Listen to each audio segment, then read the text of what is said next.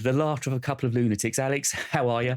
Thank you. This is attempt number 15. If we were doing a movie and it was kind of like cut, the cutter board would be going constantly. I think we owe people a little bit of backstory because you and I are going to end up giggling through this.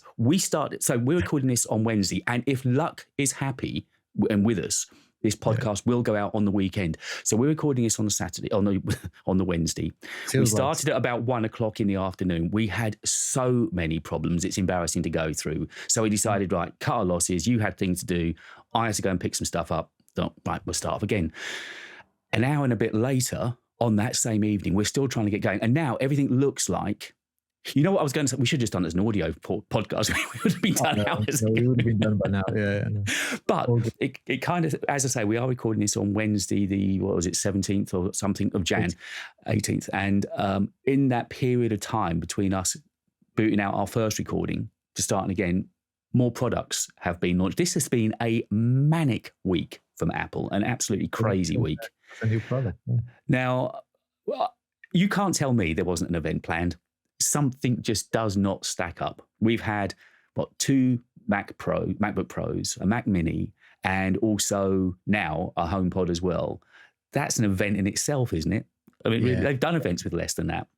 Felt like it was recorded back in November anyway, and just released now. So maybe we should ask to hold today's newspaper every time you do it. Yeah, no wonder.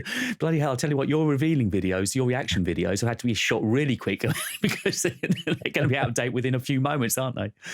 Yeah. So your take on it then, I mean, if we look at the products that, just before we get into the products, actually, I was going to say, should we put a bet on that by Thursday, they then release the classical music service and probably the Mac Pro as well? Maybe they'll come out on press release. I'm sure there's a good chance knowing what Apple are doing this year. That could be, right? That could be. And then maybe there are staggering things so that we can get something exciting at the end. I don't know. We'll see. I mean, it's all feeling a little bit odd.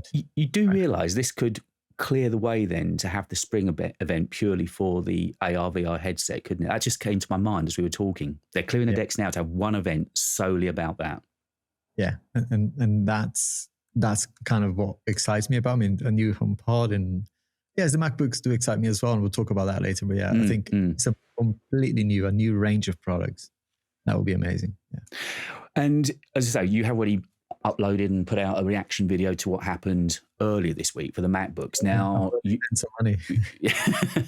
Not a lot, to be fair. You must have got in there quickly then, because say things are aging ever so quickly. Now, I've watched a bit of that video. Obviously, you and I have been otherwise tied up today, so I've had a lot of time to watch it. But so I kind of know what your take is. But what's your thoughts on then, and what they've? If we start off with the Macs, with the MacBook Pros and the Mac Minis, who are they for? Where are they geared at? I mean, they're expensive items. Let's not forget. So where are they pitched at? Yeah, I mean, before we even start, right? I think before we say anything, those machines are a feat of technology, right? When you look at the kind of the numbers themselves are staggering in terms of performance. There is one thing that I think could have been better, because, when we talk about the chip technology, we'll cover that in a minute. Mm-hmm. But overall, what the machine is capable, I know, because it's my workhorse, the M1 Max. It's the completely maxed out version. So I know how powerful this thing is, and I'm not even scratching the surface. So I'm definitely not the target customer for this machine. However, in my video today, I mean, the video was interesting. Like, I had to do it like a very quick job last night and talk about it. And one person came on and said the video had, I think, 10,000 views already. And one person actually said, "I do need more power. I have the M1 Max, and I do some 3D rendering, like some smoke rendering." He was talking about. I was like, "Wow!" I said, "Send me a video of this, because I want to see." Right? I'm intrigued to see how people are really pushing these machines. My guess is not many people are. So on one side, I'm thinking this machine is pointless. On the other side, I'm thinking, if I'm putting myself in the shoes of someone, say myself in 2 years ago, when I had the i9 Intel machine, I would be absolutely, excited about this machine, because that would be a perfect upgrade, jumping from that very slow, the fans are going like crazy right by now, to something new like this. That would be perfect for me. Or even older than the i9. The i9 is relatively new still, like 3 years old. So I'm thinking that's who it's for. So people who are either on a very old Mac, people transitioning from a PC, and they probably want to jump into a Mac that's like, now the power that you've got on a laptop is fairly competitive now, against very powerful PCs. So you could get the mobility and the power. People might want to make the switch because of that. And the other use case is for the M1 Pros, not in the M1 Max, but the M1 Pros, and kind of that kind of smaller 14-inch format for young kind of out of university that are going into their professional graphic designers or science, whatever. That might actually be a good machine to start with, because it's not as crazy expensive as a $4,000 M1 Max, but it's not the starting point from a M2 perspective, right? So it's a bit more. So you and I are in a similar position that we've both got a roughly year-old M1 Max MacBook Pro. So surely for us, there can't be, I like the latest as much as the next person. And I remember you saying in your video early on today that trying to justify writing off $4,500 in a year just isn't justifiable in the slightest, is it? And the only time I've ever felt this Mac slow down at all is, now I know we have different video editing workflows, your Final Cut, I'm Premiere, much for much, they both sort of cut and chop. The only time that I've ever noticed a different or this struggling is in some very heavy motion graphics I might add on. And even then, I say struggle, I'm waiting maybe 40 seconds. Yeah. When I think about it, it's kind of a pretty spoilt problem to be having. Yeah, and to be honest with you, that's more to do with the software. I know that because I've jumped from really? Premiere. In the first version of this recording, we talked about this. We got that far and then we cut it, yeah. Yeah, no, that reminded me, because I did have Premiere Pro and I had the motion graphics software. What is that again? It's After Effects. After Effects, right? After Effects, I love using After Effects, but again, on the Mac, I could never make it fast. It was one of those things that you right, let's do the 3D mapping of this 15-second clip. Amazing results, but it took an age to process. On the Mac, I can achieve the same using Final Cut and Apple's own plugin, not Apple's own, but Motion VFX, which uses right. So because again, obviously you subscribe to a server. I use Motion. I use Motion VFX. So presumably you buy to download templates and whatever. Yeah, and they are. The results are like After Effects to an extent. That's right. Flexible. Yeah. After Effects are a lot more flexible. You can do a lot more. However, the results are, and I can see things almost immediately. I don't see, there's no waiting time. Sometimes when you're trying to, map a 3D scene, it does kind of go frame by frame, but that is so fast on this Mac. It's just, you're talking seconds rather than minutes. Yeah. I remember when I switched from my Intel iMac, a fairly well-spec'd Intel iMac. It's about it's probably about 6 or 7 years old now, in fairness. So it was beginning to creak at the seams a little bit. But that was when I first noticed, when I started doing video work, and how long it was taking me to export a 8-10-minute video. It was crazy. In excess of half an hour. And as you know now, we're exporting these. Well, I don't know if we'd be any different. If we look at a 10-minute video for you in Final Cut, how quickly is that exporting for you? Less than 5 minutes. Yeah, I'm about the same. I'm probably just slightly slower than that. I think Adobe have improved recently with optimizing their workflows for the Macs. They've definitely improved. Yeah, I was very early adopter. So as soon as the first M1 came out, I was on that, and Adobe just absolutely struggled on it. And then it wasn't just slow; it crashed a lot. Same with the M1 Pro, and then the M1 Max. So before the M1 Max, I actually tried the M1 Pro as well. Eventually gave that to my wife. But it was fast enough, but for my Adobe workflow, it just wasn't workable. Now, of course, you've got an even better reference frame than myself, because you, again, I was talking about this afternoon, you lost one of your MacBook Pros on a train, didn't you? So you ended up using a Mac Mini for a time, and then one Mac Mini. This was end of 2021, beginning of 2022. I had to buy something quick whilst my insurance was trying to sort me out. And it's over here actually, because I was doing a video about it yesterday. The M1 Mac Mini, this baby here, 600 quid, and absolutely saved the day, right? It wasn't, of course, when it was exporting, it was a bit slow, but actually, navigating through the timeline, video editing is one of those things, right? Us creators, we know what's important. That's not going to be important for a lot of people, but it's a good reference because it is quite a demanding kind of workflow. But yeah, just navigating through the timeline, and you can tell, right? As soon as you see when you're moving and the scene is moving very smoothly, it's not stuttering. That's the experience I got on this editing. Exporting, it was a bit slow, of course, but the editing process was absolutely perfect. And, and I said this in my video, in the summer, I really needed some help with editing. So I had a freelance come in as a video editor. He couldn't carry his machine. He had a PC. I said, no, I need you here because I can't be faffing with, toing and throwing. And just be here and use my M1 Mac and see how that goes. And he absolutely loved it. It was faster than his own PC at home. So that's why I went with the M2 Mac. Again, base model, £650 here in the UK, because we like. And so when you switched up from the M1 Mac Mini to this current MacBook Pro that you've got, was there a massive sea change? Could you really notice the difference in performance? Yeah. That was absolutely, yeah. When it comes to video editing, yes, not so much. The small things like navigating through the timeline, but exporting is a lot faster, and doing kind of effects, right? Adding multiple layers of 4K. I record in 4K 10-bit, so it's very heavy files as well. With the Mac Mini, I couldn't really use the local storage, so that was one thing. I had to use an external SSD. With the MacBook, I can do both. It's slightly better performance if you use local, but actually it's kind of negligible in what I do.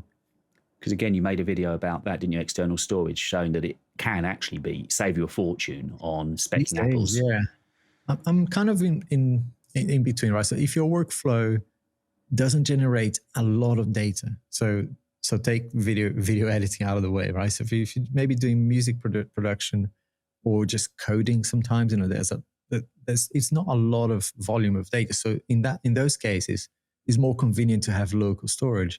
So I'd say invest in upgrading that as much as you can. However, if you're doing video editing, I'm of the view that there's no point having a 2 terabyte or 4 terabyte hard drive when within 10 videos, that's going to be full up.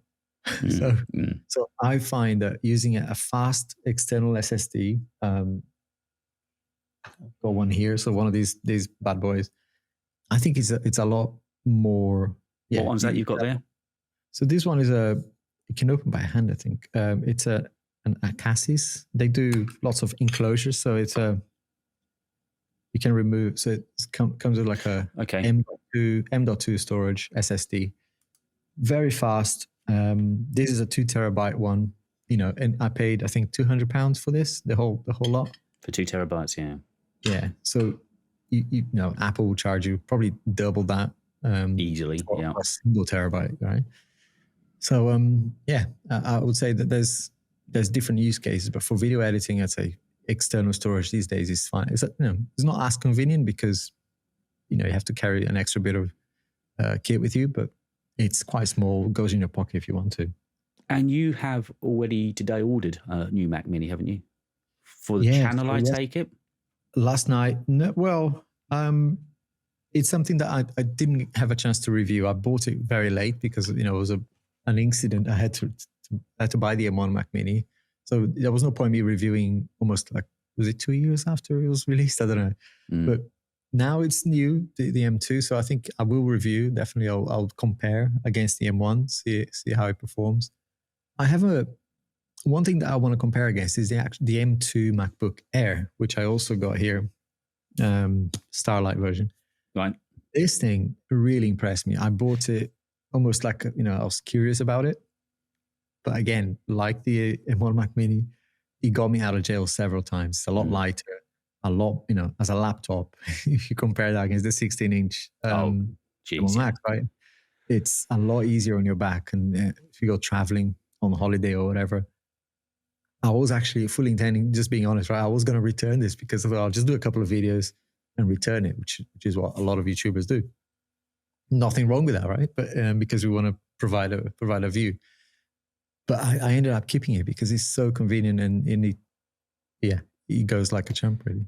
I got pretty much the same one as you, except I got the smudgy blue version. But I did a couple of videos last year where I did that whole YouTube thing of making videos on it. And again, yes, it struggled at times, but it, as you say, certainly gets you out of jail. And moreover, if you're moving anywhere, it's not just the weight of taking a MacBook Pro with you, it's knowing that you've got best part of £5,000 on your back, which could get bashed, knocked, bumped, stolen. Yeah. Like I did. And that kind of worries the heck out of you, doesn't it? Whereas, I'm not saying that the MacBook Air is inexpensive, but it's more forgiving if you do happen to lose it. Absolutely. Yeah. And like I said, it was something that I almost on a whim. I thought I'll try it. And it really surpassed my expectations. I did a video actually as a student, and I was asking my viewers, can you send me some like heavy workflows that you use? And I've got some like code. I had to learn some coding, and some people send me some applications to try and what to actually try as well. So it was a real world scenario of pushing the machine and seeing how many tabs of Chrome do I need to open before it starts to, and you can see the memory, right, kind of creeping up, and at which point the memory swap starts to happen. So it was a very scientific review that I did, and it really surprised me because I wasn't expecting it to be this good. I got the 16 gig though, so it has a little bit more. Mine has the 8, yeah. Yeah, but even the 8, from what I've seen, I mean, I remember the people on YouTube going crazy how bad the 8 gig and 256 gig was going to be. And when you use it, it's going to be a very minority kind of that we'll see. I'd honestly say that using that MacBook Air for video at least was no worse an experience than using my $3,500 iMac that's just sitting over there. It really wasn't. So it pays testimony. But this is the thing, and again, I know stealing your script from the video, but it is now a law of diminishing returns to some degree because everything is so good. Everything is so fast. Yeah. You have to make that decision when it warrants swapping up and changing out, because if you were to now change up to an M2 Max, you might save 30 seconds, maybe a minute on an export. I know the neural engines are quicker. I know that graphically they're meant to be a little bit quicker, but even so, the amount you're going to save now is teeny, isn't it? It's teeny. It is actually not, for my workflow, is not going to, even if it was 50% improvement on something that takes, that's what I was saying in my video, something that already takes less than 5 minutes to do, it's not really gonna change my life, right? So yeah, it's not worth losing money because that's what effectively would happen if I was to sell it, even privately, or trade in, which is a joke. Was that trading value on your video? Honestly, what they were offering you for your 1,400 for something that I paid more than 4,000 12 months ago. Yeah, that really shocked me. I thought their trading would be not as good as if you were doing it privately, but I didn't think it'd be completely ripping the backside out of you. No, I do it as a bit of a laugh now because it's a good thing to do. Right? So see how much is always a bit of sensationalism to do it, because I just expect to go in there because the first time I got shocked with this was with the iPhone. It's like you pay $1,300 or something for the latest Pro Max. Yeah, a year later they give you 600 quid for it. It's like, really? Not even half. So are you an eBay boy? That's not easy to say after a glass of wine. An eBay boy then when it comes to selling? I do use it sometimes. Yeah, I don't use it as much as, you've been here to the studio, right? I know you've got a lot to get rid of, yeah. I do need to use eBay more. Someone actually did a tweet earlier today about using Shopify or something like that to sell. I've heard of it. I've never used it. I was like, that's not a bad idea, right? There's fees, but not as bad as eBay. Anyway. So while we're talking new products, have you had a chance to look at the HomePod? I had a quick look at it this evening before we came online. And let me put it up over here. It's at £299, isn't it? Which is cheaper than when they released it before. It was $349, wasn't it, before? Yeah, so I haven't seen anything. I'm actually excited to, as a geek and as someone who loves tech, to go and have a look at it. However, I've had the HomePod, and I now only here in the studio I've got the Mini. I struggle with it. I mean, it's got an amazing quality speaker. Even the Mini. Yeah, Yeah, because I've got two of them under the CV. I run a pair. They're brilliant, right? What I don't get on with is just the 4-letter command. Yeah. SIRI, right? It's just horrible for me anyway. It just doesn't when he understands me, it just responds in weird ways and doesn't connect stuff. I mean, the handoff doesn't work properly all the time. I've got all sorts of issues with it, but my main issue with it is not so much that is more the fact that you can't add Spotify or Amazon Music or Apple Music. Stuck to the any other service. Yeah, you're stuck very much to the walled garden. It's the Apple ecosystem and nothing else. I mean, last night, I nearly said it, the voice command just went chirping off for no reason. We were sitting on the sofa, and there was nothing we were talking about. And it wasn't even my voice that triggered it. It was my other half's, which is even more odd. And it just suddenly chirped up with nothing to do with what we were talking about at all. I've not used the Google equivalents, but they're better, aren't they? I don't use it either. I have it on my phones, on my Pixel and stuff. I use that as my assistant. I don't have the actual devices. I have Alexa, another bloody hell. Sorry. I have that one, and that's at home everywhere. It controls everything, like from the garage doors to the lights to everything, the toilet paper. So I'm just looking at this page now. It looks exactly the same as the previous one. Apparently, much bigger sound, they're saying, and it's got some sort of microphones so that it's going to sense where it is in the room so they can optimize your listening experience, is what it's telling us. Swear here, but I'm not going to do that on our first. With room sensing HomePod automatically understands its location in a room by using its mics to listen for sound reflections. It tunes sound accordingly so it'll enjoy the best listening experience possible, no matter where it's placed. That is so Apple, isn't it? I'm trying really hard not to swear here. But yeah, what a load of tosh, right? Just, I know. Can you imagine it? I mean, I had somebody come in. When these panels you can see behind me, I actually had some sound engineers come in, and they did genuinely sit here with microphones and measure the reflections. But that's a skilled job. You're not telling me an innate speaker that's sitting on a table can know where there's a wall or know where there's a sofa or where there's carpet. Or I'll tell you what, there's a level of. I mean, I can get what you're saying because one of my friends is a sound engineer. He said to me exactly the same, because I was asking him a few years ago now when Sonos started to do this. Right? They started to do this beaming sound. This beaming sound across the room to understand how big the room is and whatever. So I can kind of see how they do it, but it can't be as good as a scientific test, right? Of having someone who knows what they're doing in the room. So have you put one of those in the cart yet? Or no, I'm not going to get it. No, just. Until they make, again, it's like a lot of products that Apple are doing these days. There's nothing wrong with the hardware. In fact, it's probably one of the best bits of kit out there when it comes to the speakers. But for me, you can't charge me that money and not give me flexibility into what my services. I do have I've had a Spotify from day one, so my entire life is on that now. I can't live without it. So it's just not for you. No.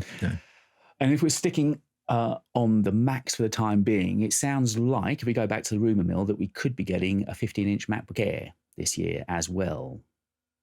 Yeah. Which I think I'm excited about that because, again, if it's an improvement on what we've already got with the 13-inch, it makes a lot of sense. I mean, for me, it's going to sell like hotcakes, that one. If they still manage to keep it as lightweight and as manageable and as portable as it is, I reckon that could be a real winner. Because the only problem I do have really with picking up the MacBook Air currently is just that screen size is a bit too small for any meaningful kind of work. Even Photoshop work or Lightroom work, it's just a little bit too small. So with the 15-inch screen, because then they'd have something at 14-inch, 15-inch and 16-inch, they've pretty much plugged the gaps, haven't they? Yeah, I mean, with my MacBooks, I like to use the display, and a lot of people buy the MacBooks, the kind of top of the range, and then using clamshell mode. And I'm thinking, what a waste, right? Because this Retina display is incredible. Oh, it's gorgeous. It's gorgeous, yeah. So I'd rather put it on a stand, which I do here, and use it alongside my monitor. With the Air, I'm with you. The display is way too small. I have done work. I mean, when I was on holiday or on an airplane, it's actually not for that, right? But when you're at a desk, it's easier to just clamshell it, plug it to a monitor, and use the monitor. And also, I mean, now we're sort of finished with the products that they've physically released this. We were talking more about what the speculations are and so on. We've got quite a lot even then to talk about. So from the MacBook, 15-inch MacBook Air, there's also talk now of touchable Macs. And I saw you reply to one of my tweets and you're saying, yeah, I could deal with that. I think I was listening to somebody else talk about it this week, and they made a good point in saying, look, it doesn't have to be for everything that you're doing on a Mac, but just the simple gestures, just the scrolling through photos or pinching a photo open. Some of the things we've become very used to on an iPhone and touchscreens generally, I think that is what you wouldn't expect the whole Mac experience to be touch screen. I'm trying to find an example in any other industry where this would be normal, right? Where everyone, like a car. So we're going to do electric windows, and then one of them decides not to. I just don't see, how we think.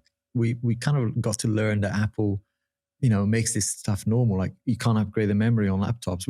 Now it's kind of even weird to think that why would that be possible? But we take it for granted that these things shouldn't be. Touchscreen on a laptop. Every manufacturer does it apart from Apple. Yeah, I know. And I know everyone this week's been trotting out the Steve Jobs reference saying, it's ergonomically unfriendly and that there's no way you'd ever want to work on a screen. But the thing is that the screen would probably be laying at, 45-degree angle anyway, and you'd probably use a stylus. And I would imagine for video work and for photo work, that element could be really, really sexy. I think that could work so well. And the fact that the real reason, this is my cynic part of it, right, is because they don't want to kind of impact the sales of the iPads, and vice versa, right? They don't make the iPad more powerful because they don't want to impact the sales on the MacBooks. But I just think, as someone who works, professionally using the laptop, I do like the idea of having touch screen, even the touch bar before that we had. Everyone moaned about that. I got rid of my MacBook Pro that had that, but I didn't mind it. It was okay. A lot of people, especially on YouTube, complained about it and thought it was a gimmick. I actually enjoyed it because I found a lot of use for it. But it's one of those things. I just think, get on with it. Just give us touch. I mean, I won't get rid of my iPad because of it. I've got touch screen on my MacBook. Doesn't mean I want to use my MacBook to watch Netflix, in the evening. I want to have a tablet then, so from my perspective, it wouldn't stop me buying an iPad because of the touchscreen. No, and that's the thing. The point you made about wanting to keep the two camps separate. If they do go into the touchscreen Mac, it's inevitable that there's going to be some more bleed between iPad, iOS, iPad OS, and Mac. It's almost inevitable it's going to happen, and it's what they decide to do then, whether they decide to make iOS apps more usable on a Mac, or because again, some of the icons that are on a iOS are very much geared for a finger, whereas on a Mac, even closing the little red and green dots in the corner of the screen, trying to expand and minimize, it just wouldn't work, would it? The acid test. Get a kid, like a 5-year-old, to use the MacBook. The first thing they'll kids coming in my bloody Macs, I tell you. Yeah, they'll try and touch the screen for things. It's just the natural thought, because that's how things work these days, right? Anyway, I'm excited for it because it's been a long time coming, and if it's true anyway. But I'm really more excited about the prospect of augmented reality. I think that's, for me, what really excites. I mean, the virtual reality stuff, I don't really care too much for it. That external world and metaverses and things like that, but something that I could see my notifications, when I'm driving, maybe through a pair of glasses, that does excite me, and I think that is the future. So whether that's what we're going to get. Well, yeah. I mean, there was a story today coming. I think it was Gurman put out a story today saying that Apple have indefinitely withheld their development of the glasses side of it. Yeah, but the AR/VR headset still sounds, well, as we said earlier, it almost sounds like now it's being geared up for a spring release. So would the headset be something that's of interest to you then, a full-blown AR/VR headset? Because I know your son games a bit. I guess you game with him from time to time. But is that... Yeah, not as much. I mean, it's one of those things I do during the holidays. That doesn't really... It's not something I do a lot anymore. But I would say that would excite me as a geek, because I'll probably get it just to see what it's like. but in my day-to-day life, I probably wouldn't use it. Same way, I bought the Facebook one, whatever it was called before Quest, right? Right, yeah. Before Meta, whatever. But yeah, I used it for a week or two. Novelty factor wore off, and it collected dust for a long time before I sold it. So I feel you're a bit the same. I do want people to go. In 2015, was it 2015 or maybe even earlier?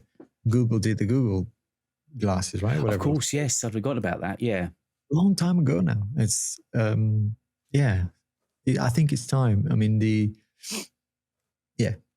concerns that we had around privacy and whatever still exist today, right? If you go into a public space and you're able to take pictures of people, that's dodgy. So maybe that's why Apple are not doing anything about it. However, it's something that you could control with software, right? To not allow pictures to be taken of people that you don't know. Right? Yeah.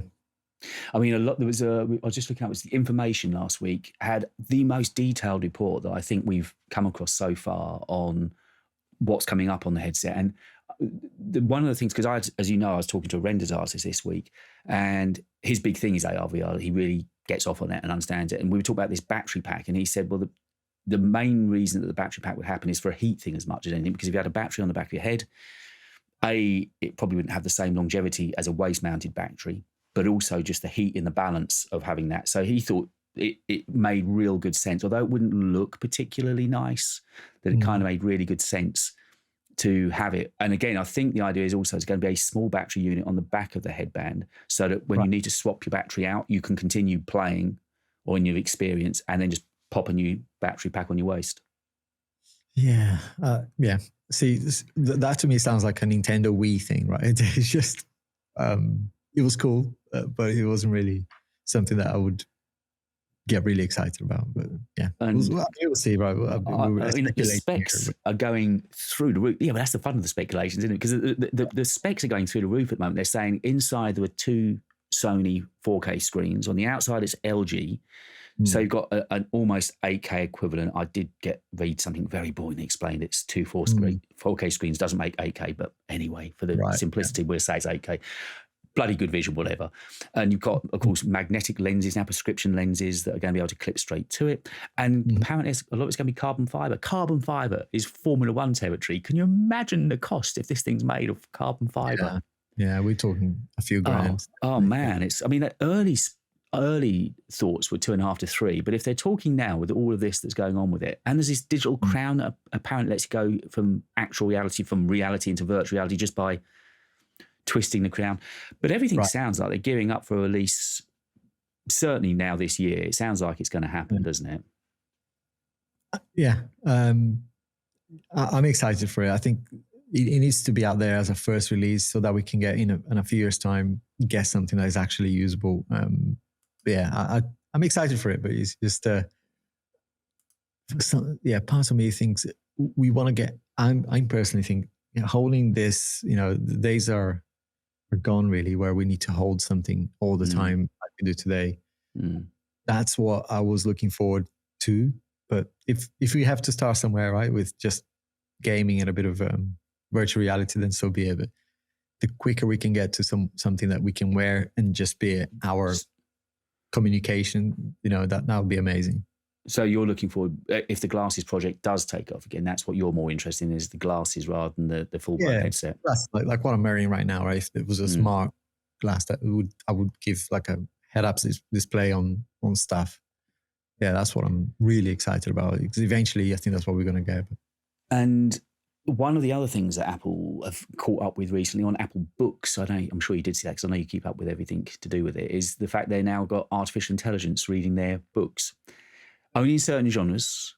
I think it's romance and fiction, and you've got Madison and I think it's 2 voices to start with. Right. And I did take a listen because I was writing a blog about it, and I did take a listen to it, and they're good. They are good.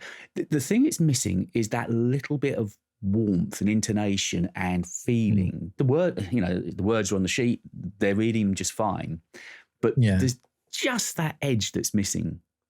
But then it equally, good, right? the point of entry now for authors, if they want to put out a spoken book on Apple Books, suddenly you've gone from $4 or $5 grand to having a voice talent read it. and all that production time.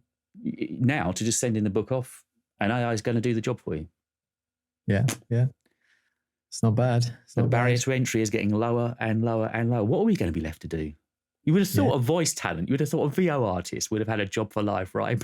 But this is the thing, right? I think it swings both ways, right? Because I think if everyone then goes to the same 2-3 voices that Apple provides, the differentiation will be to have a human doing it. So I think there's going to be a balance of, the ability to do something quick as a young someone starting out, great. But I think established authors will still want to have that uniqueness about it. Yeah, and I think certainly if you're talking about a book that's by a famous author, let's say Harry, for instance, if we can call him an author. Yeah.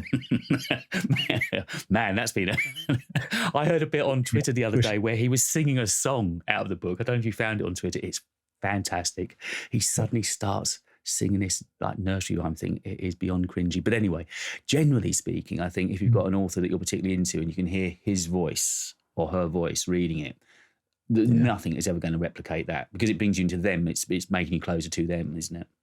Yeah, I've got a similar thought on people, finding it really incredible. And I find it incredible that you can ask an AI to do a YouTube script, right? You can say, right, do me a review of the latest MacBook. They won't do the latest, but you can do a MacBook kind of generic review.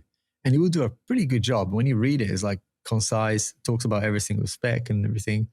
But again, if everyone does that, then you're left with the same opinion, or actually not a lot of opinion, because it's just facts. And that personal touch goes away. So I'm thinking actually there's still a lot of value in keeping, unique, having a personal, oh gosh, having a personal touch to things, right? So because you automate, I mean, there's a lot to be said about automation. And maybe that's where you start, because I've tried it, right? To say, write me a review about this phone or whatever. Are we talking about ChatGPT? Yeah. In general, there's a few now that you can do like even visual stuff like art, right? But yeah, in terms of text, you can get an AI to spit out a script, and it's actually not. For me, is a good way to remind myself what I should be talking about, but then add my own spin to it, rather than use it to fully do my job for me. And I think that would make everyone the same, right? I tried it with titles recently. There was a video I was doing, get what it was on. I think actually might have been on the glasses, on the headset. And I just decided, just because, to go to ChatGPT and see what they would give me. And actually, as you just said, with a little tweak, at least they gave me sort of 4 or 5 options to think, I hadn't thought of taking it that angle. For that point, it was good. I haven't tried the title. That's actually not a bad idea. Again, it particularly, those days, you can't get, it just isn't coming. You just need those 4 or 5 words to go to the top, and for the love of money, you can't think of it. Yeah. So my secret is, if everything else fails, just use "don't waste your money." That works every time.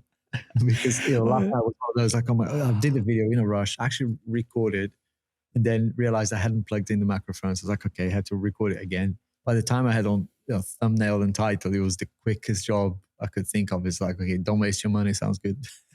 And well, you laugh. When I was last with you, which was just before Christmas, we went for a bite of lunch, and there was a load of little gems you were just coming out with. One was, you were saying, find yourself a renders artist when, when things are quiet, just do what everyone else does. And I've done my first one this week, and he's a really good guy. But also, you said, don't be too polite with titles. And if you haven't put a video on YouTube, there's the whole sort of, one of the last things it's the first or last thing, but you have to get the title right. And I'd probably been afraid of being too clickbaity. I've been there, and it's a scary thought, because you're always worried about what people will think. And you will get a few. I mean, even today I got a few that said, that was a clickbait title. But then they go on to say, but actually enjoy the video. So it's okay, that my job is done here. Because as a small creator, right, we don't have a massive audience of millions of subscribers, right? So to find your way in a sea of content that's got so many people that are, with millions of subscribers, for your one to be unique, we've got to push the boundaries. And it's a shame that it has to be like that, but it is. No, and I did do one video with, after the slash, don't waste your money, and it got okay views. simply because, you know, and it's, as you say, it's frustrating. You want to be more credible and think, I'm not going to take my audience, my viewers down that path, but we need to try and get views, and we've got to sort of whore ourselves out a little bit to achieve that, haven't we? Yeah, I mean, hopefully one day, like the artificial intelligence of YouTube itself will realize that there's more to it than the thumbnail and the title, and kind of maybe read the content itself, right? The AI would almost digest the content and go, right, I know exactly who this video is for, and present that to the viewers, and therefore not rely so much on thumbnail and title. But, you know, it's and the other thing I'd love to have is, and you see that in the industry, you know, it's existed for years, which is A/B testing. Yes. I don't know why we don't have A/B testing on thumbnails. I'd love that. Because I would love to go, right, issue 2 thumbnails, the one that gets better CTR, you know, we keep that one. Oh, absolutely agree with you, yeah. Having us kind of figure out, shall I, and then you're scared of change, right? Because you change it, then it doesn't impact anything straight away. You think, oh, what was the problem there? Actually, just talking shop for a moment, have you swapped out many thumbnails or titles after a video's been posted? All the time. I mean, recent times it's been okay. I've got, I don't know if the YouTube gods kind of found me, you know, got me a bit of a break. But yeah, I've had times where 4, 5, sometimes 7, 8 thumbnails for a single video. Not to start with, I always start with a couple of ideas, and I know straight within 2 hours, you know, right? If the video is getting less than 10% CTR click-through rate, you know that's not great. If it's getting 12 or above, it's like, okay, that's good. But after 2 hours, if it's like 5% CTR, you go, okay, that's got to change something up. Yeah.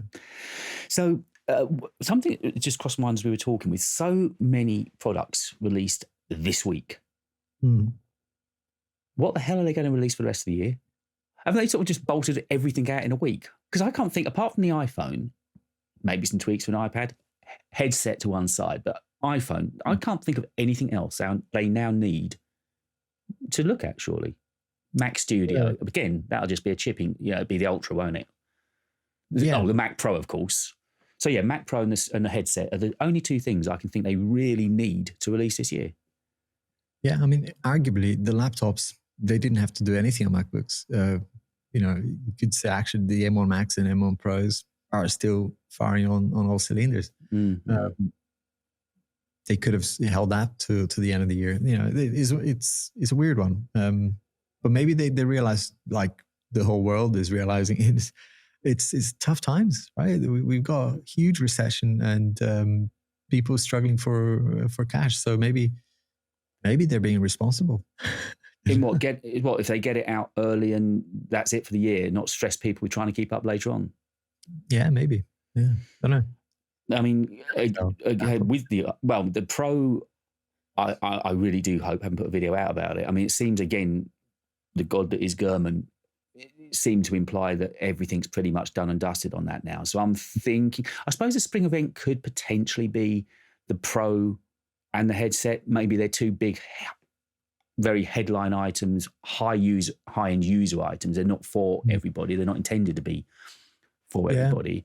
So maybe that will be the event. Because other than that, they really, you know, WWDC will just pretty much be software this year, and then we're down to iPhone.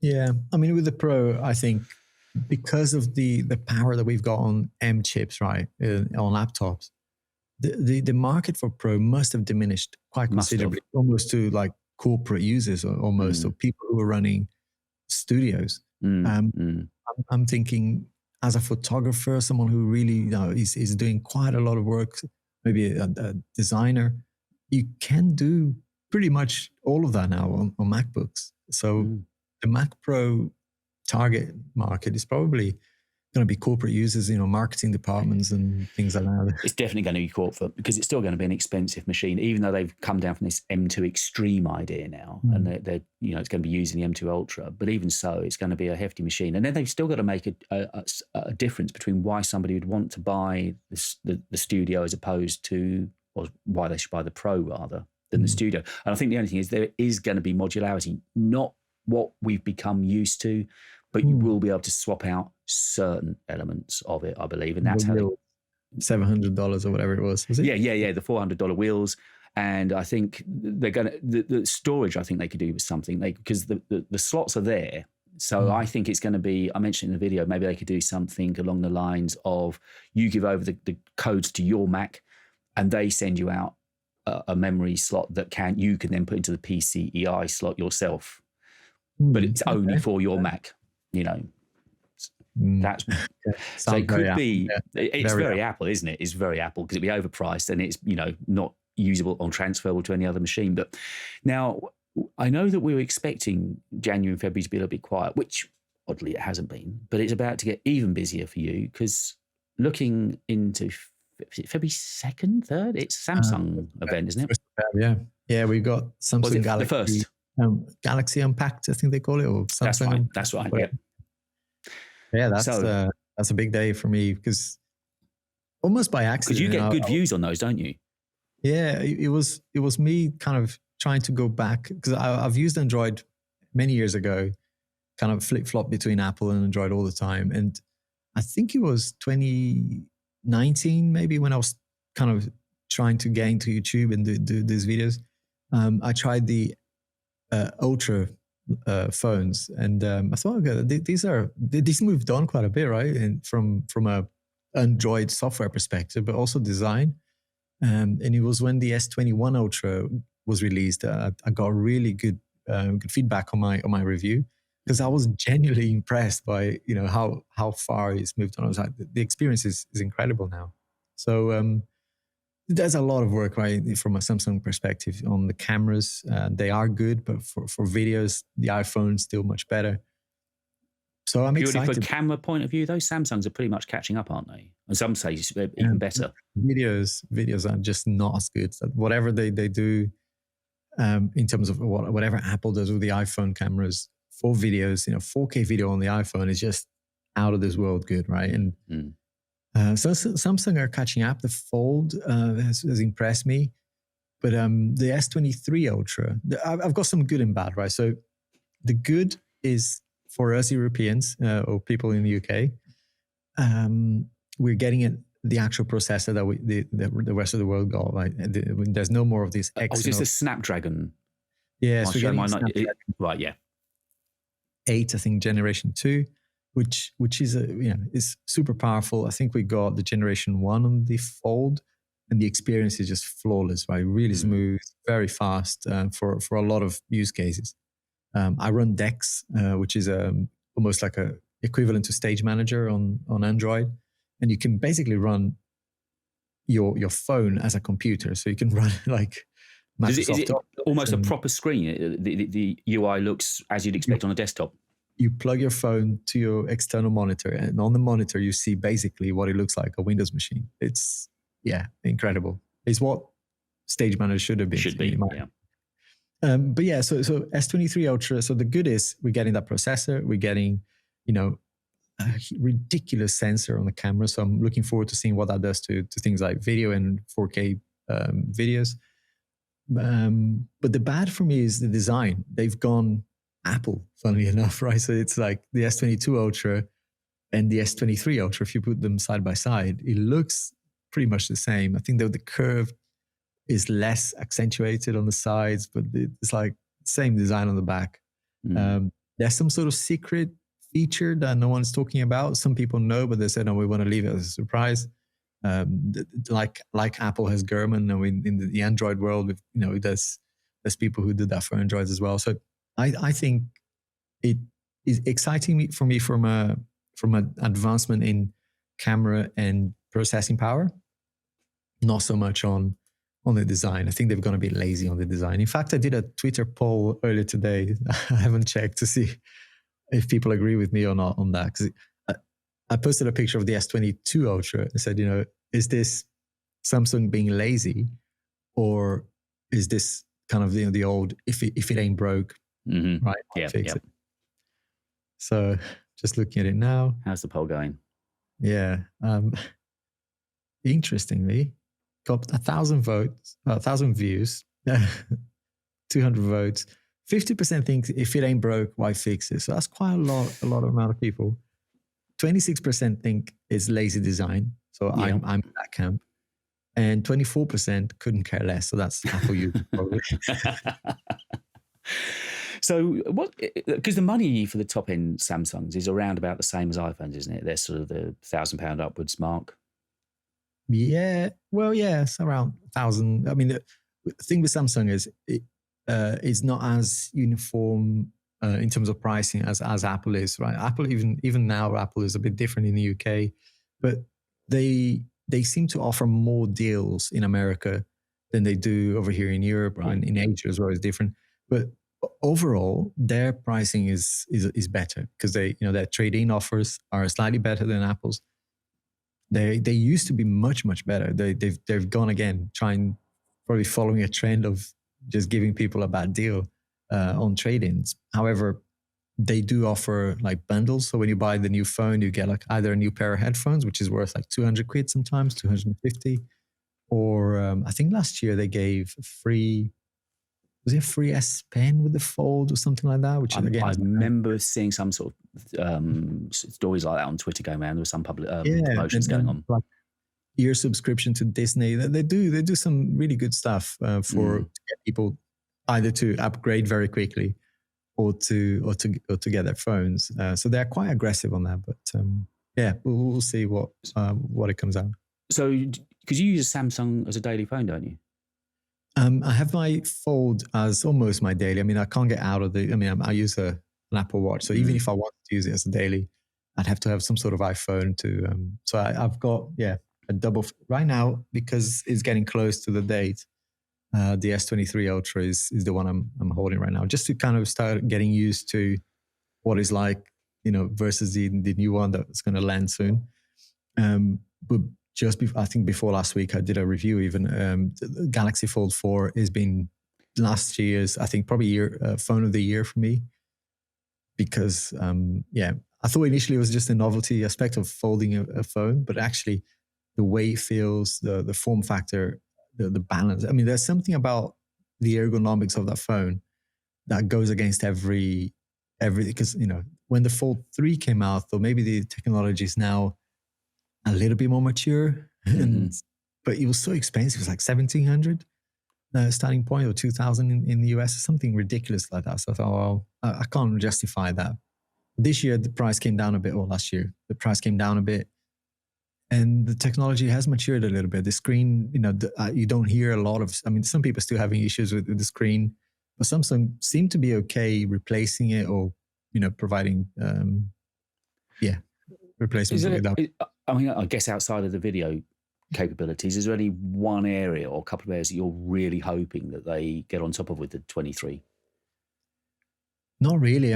Even the S21 Ultra, from a display perspective, there's again, diminishing returns comes into play because the display on that is actually slightly brighter by like 10 nits or something. It's slightly brighter than the S22 Ultra. So they actually gone backwards last year with the S22. So the display technology from Samsung is already top notch, right? So it's quite hard, no pun intended there. It's quite hard to make something better because your eyes can only see to a certain limit, right? So, it is an incredible machine. It's very sleek, very, very nice, and very slippery as well. So I broke one before. So I'm not that excited about the design. The display would be something that I would say, okay, a better display, but I can't see like the benefit. So the video is the main thing they've got to try and address then? I'd say the video, Video, yeah. The zoom on this is incredible, right? You can pretty much see Mars now with this kind of, from a photo perspective. But yeah, the video is still not great.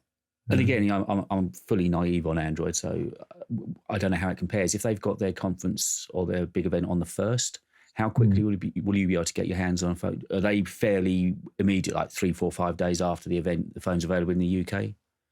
No, it depends. They release these funky colors, which for me as a YouTuber, I always think that's probably the better move to go for the unique colors because everyone's going to go for the white, black, or whatever they release, right? So you get them quicker. But if you want to wait another 2, maybe I think I waited like 4 weeks for my red, which is ridiculous, right? So the colors are a bit weird. But if you order the ones that they release on the day, and so these standard colors, no custom colors, they will be probably a week. Yeah, it's usually a week. One of the things that did come to mind when Apple this week with their MacBooks is how it looks like their supply chain issues are over, because to be able to, unless of course it was, there you go, it was a November event, so that's why suddenly they can release them so quick. It's all fitting together. There should have been an event in November, because I'm just thinking, how can they have so much supply ready so quickly? That's why. Because they weren't supposed to release them in January. Been sitting in warehouses since We've then, answered the questions, haven't we, this week? We really have. But I was thinking they're over the worst of their supply chain, but maybe in all honesty, they're not. I guess we'll see when iPhone 15 comes out later this year, which are talking about having a Periscope lens on, aren't they? And titanium chassis, all in a chassis. How posh was that? Chassis. Sorry, I suddenly went into ballet talk, a chassis. I don't know.